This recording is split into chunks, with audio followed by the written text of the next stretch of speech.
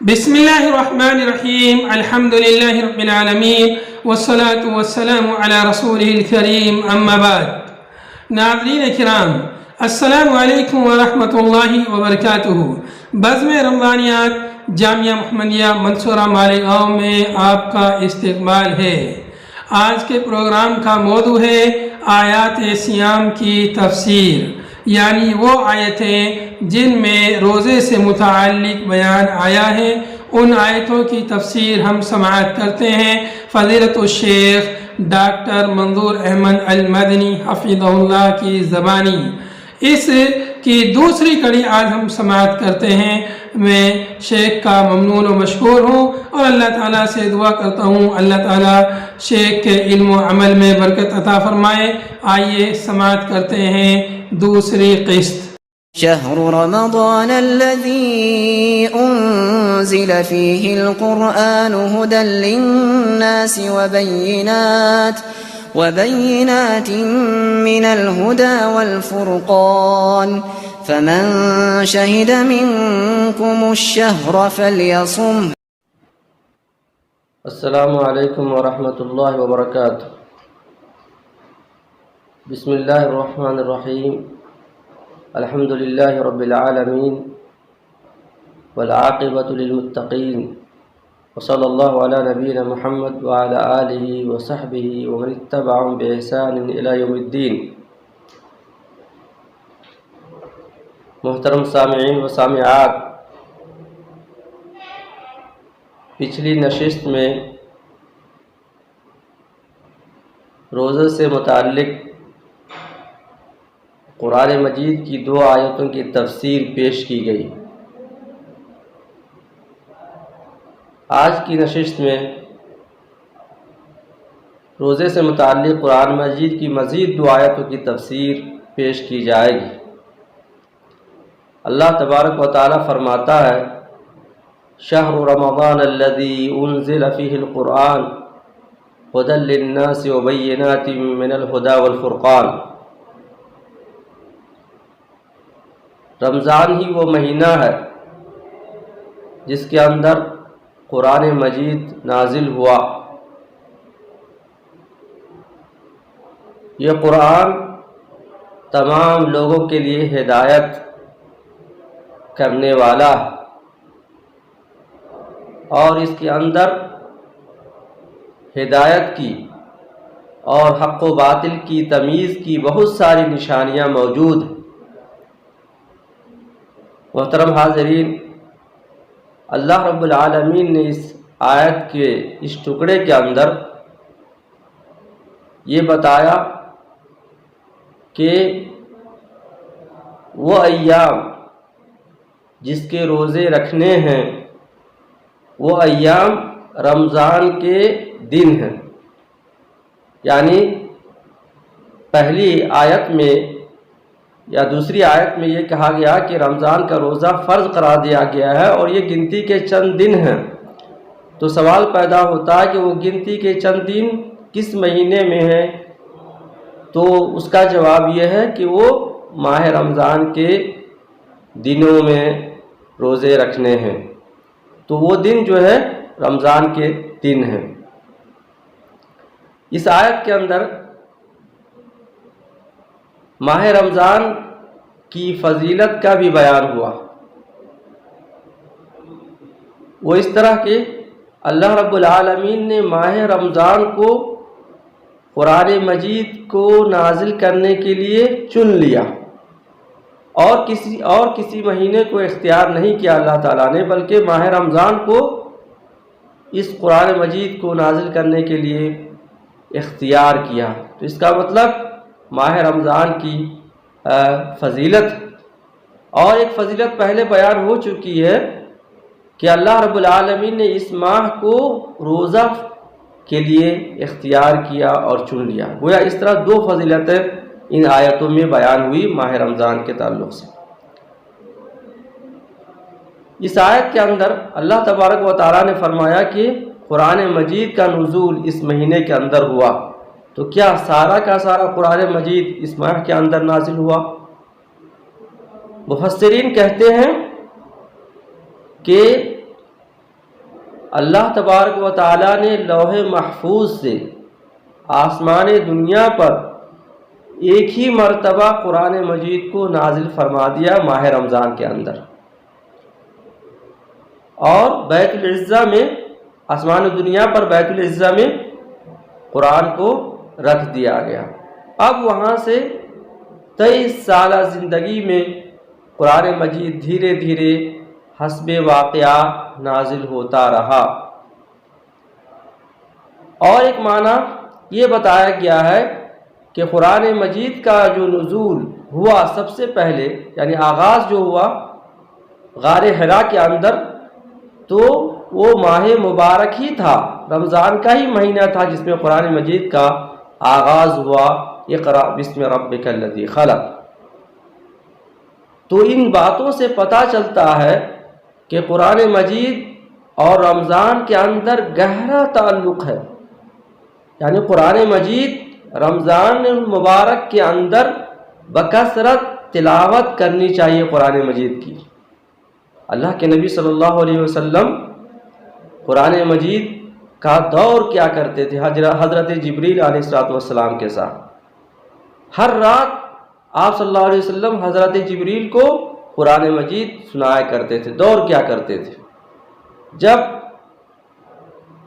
آپ صلی اللہ علیہ وسلم کا انتقال ہونے والا تھا، اس سال آپ صلی اللہ علیہ وسلم نے جبریل علیہ السلام کے ساتھ 2 مرتبہ قرآن مجید کا دور کیا۔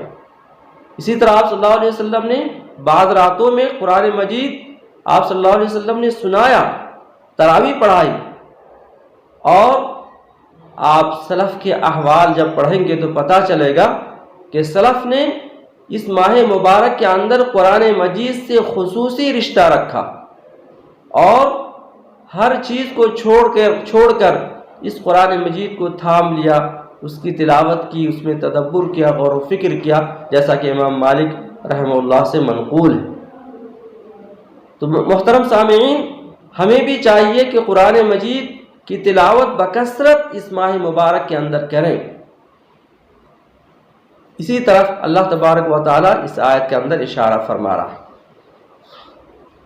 محترم سامعین، اللہ رب العالمین آگے فرماتا ہے کہ یہ قرآن ہدایت ہے، یہ قرآن تمام لوگوں کے لیے ہدایت ہے۔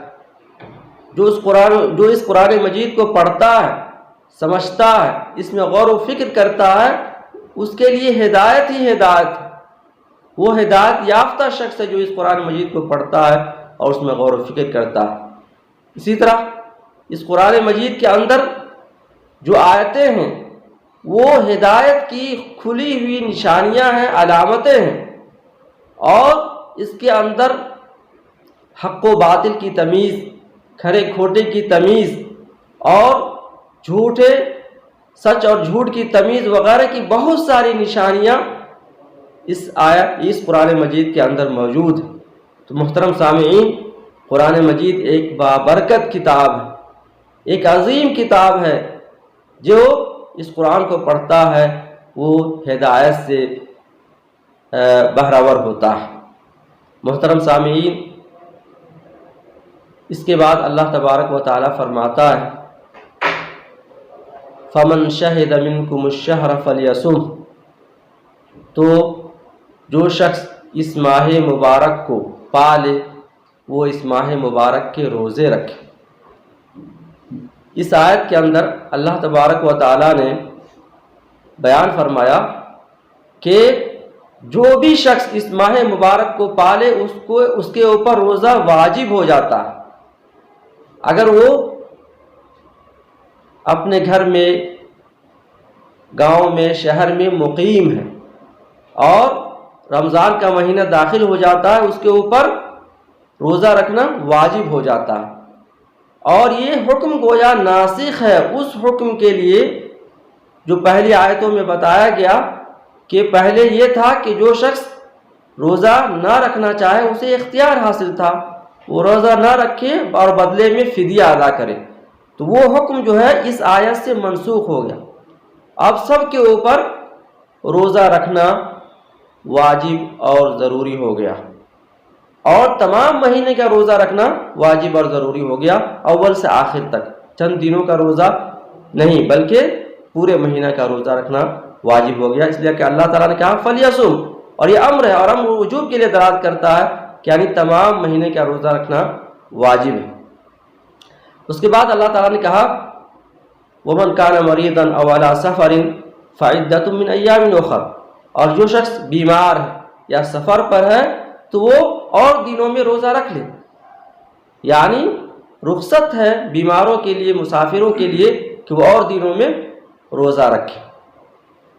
یہ آیت پہلے بھی گزر چکی ہے، یہاں پر دوبارہ اس آیت کو لایا گیا تاکہ وہ حکم جو اختیاری تھا کہ روزہ چاہے تو رکھے اور نہ رکھے اور بدلے میں فدیہ ادا کرے، جب وہ حکم منسوخ ہو گیا تو یہ خیال پیدا ہوتا ہے کہ کیا بیمار اور مسافر کے لیے جو رخصت تھی وہ بھی منسوخ ہو گیا، تو اس لیے لایا گیا کہ نہیں، یہ حکم اپنی جگہ باقی ہے، یہ منسوخ نہیں ہوا، وہ ان لوگوں کے لیے رخصت ہے۔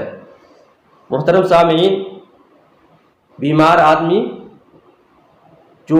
جس کی بیماری میں اضافہ ہونے کا خطرہ ہے وہ روزہ نہ رکھے، اسی طرح مسافر چاہے تو وہ روزہ نہ رکھے، اس کے لیے رخصت ہے، لیکن اگر وہ چاہے روزہ رکھنا تو وہ رکھ سکتا ہے۔ صحابہ میں بعض لوگ سفر کرتے، انہی میں سے بعض روزہ رکھتے تھے اور بعض روزہ نہیں رکھتے تھے، تو جو شخص، اور بالخصوص آج کے زمانے میں جہاں پر سفر میں مشقتیں کم ہوتی ہیں، اگر کوئی شخص روزہ رکھنا چاہے تو اس کے لیے افضل ہے کہ وہ روزہ رکھ لے اگر وہ مشقت نہیں محسوس کرتا ہے، تاکہ وہ بری الذمہ ہو جائے اور اس فرض کو ادا کرنے میں وہ یعنی سبقت سے کام لے لے۔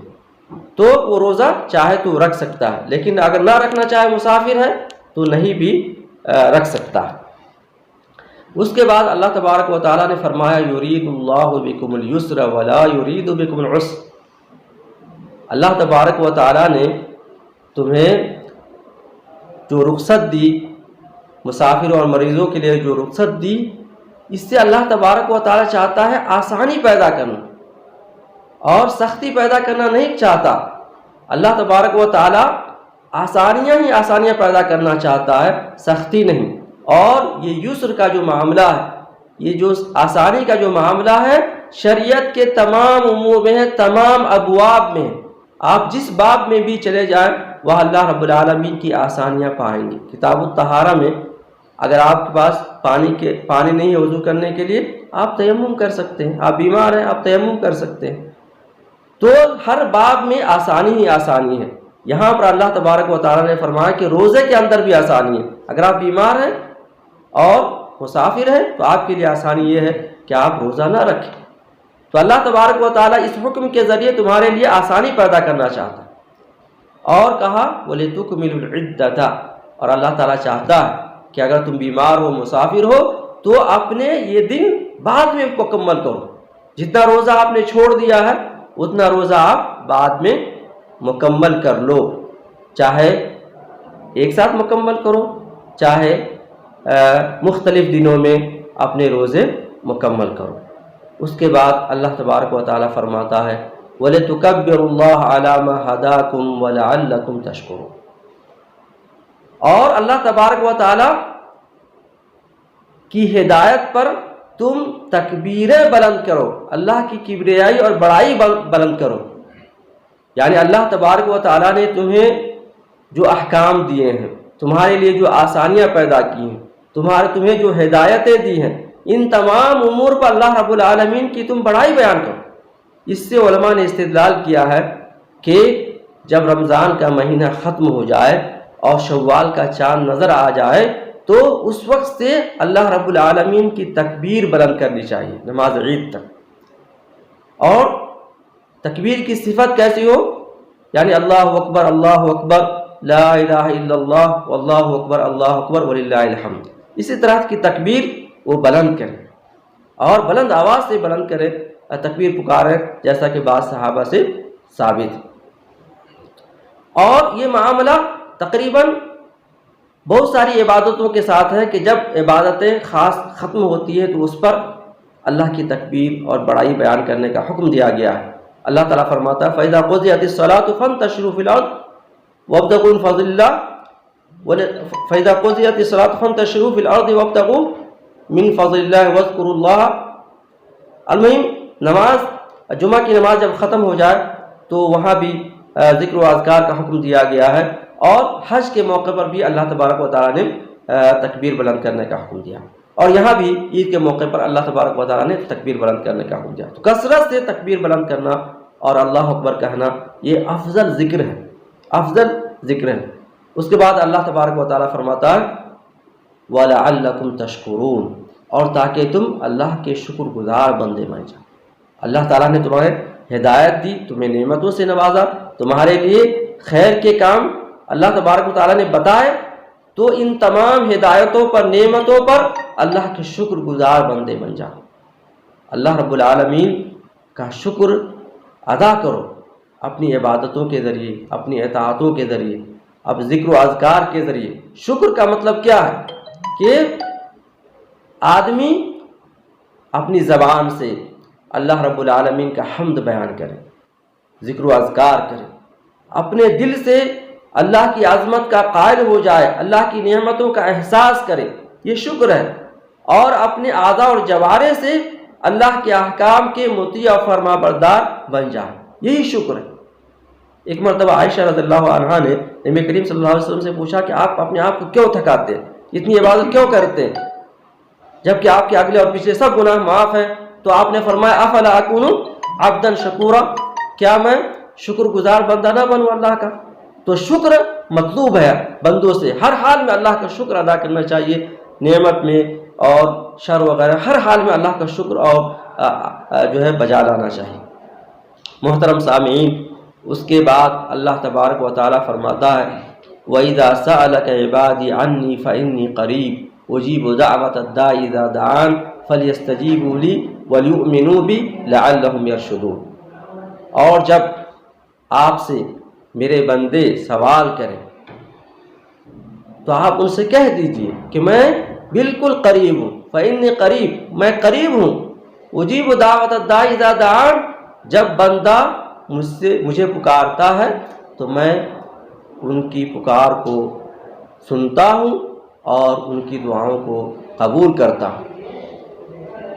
فَلْيَسْتَجِيبُوا لِي، تو وہ انہیں چاہیے، بندوں کو چاہیے کہ وہ میرے احکام کی تابعداری کریں، وَلْيُؤْمِنُوا بِي، اور مجھ پر ایمان رکھیں، لَعَلَّهُمْ يَرْشُدُونَ، تاکہ وہ جو ہے ہدایت پائیں۔ محترم سامعین، روزہ کے احکام و مسائل کا بیان چل رہا ہے، یہاں پر اللہ تبارک و تعالیٰ نے دعا کا ذکر فرمایا۔ اس سے یہ بتانا مقصود ہے کہ رمضان مبارک میں دعا کرنے کی ایک خاص اہمیت اور فضیلت ہے۔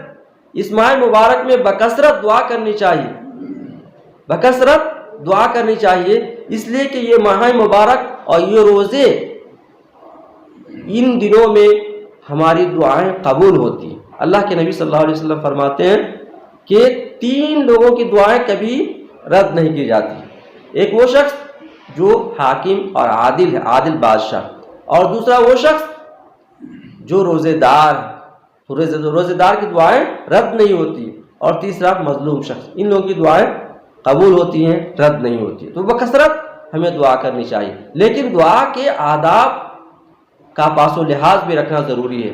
وہ آداب کچھ اسی آیت کے اندر بیان ہوئے ہیں، فَلْيَسْتَجِيبُوا لِي، کہ میرے احکام کی تابعداری ہو، میرے احکام کی، میں نے جو واجب کہے ہیں وہ جو ان کو بجا لائیں، جس سے روکا ہے اس سے رک جائیں، یہی استجابہ ہے، یہی تابعداری ہے۔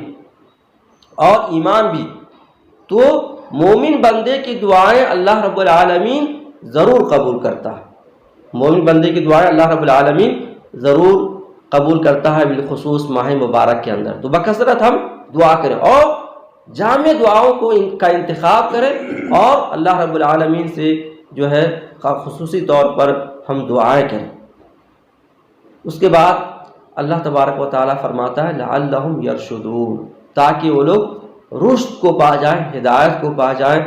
کس بنیاد پر؟ یہ جو سارے احکام، یہ جو ساری ہدایتیں اللہ تبارک و تعالیٰ نے دی ہیں، اگر ہم ان کی اتباع کرتے ہیں، ان کو مانتے ہیں، ان پہ عمل کرتے ہیں تو ہم ہدایت یافتہ ہوں۔ اہدنا الصراط المستقیم، اللہ رب العالمین ہی ہدایت دینے والا ہے، اسی کے ہاتھ میں ہدایت ہے، ہم ہدایت طلب کریں۔ اس آیت کے اندر یہ بھی ایک معنی ہے کہ بندہ جب دعا کرتا ہے اور تھک جاتا ہے، بسا اوقات کہتا ہے کہ میں نے اتنی دعائیں کی، میری دعائیں قبول نہیں، اس کا جواب یہ ہے کہ مومن بندہ جب دعا کرتا ہے تو 3 چیزیں حاصل ہوتی ہیں۔ ایک تو اس کی دعا قبول ہو جاتی ہے، جو مانگتا ہے وہ دے دیا جاتا ہے، یا اس سے بہتر بدلہ اس کے لیے ذخیرہ کر دیا جاتا ہے، یا کوئی مصیبت اس کی ٹال دی جاتی ہے۔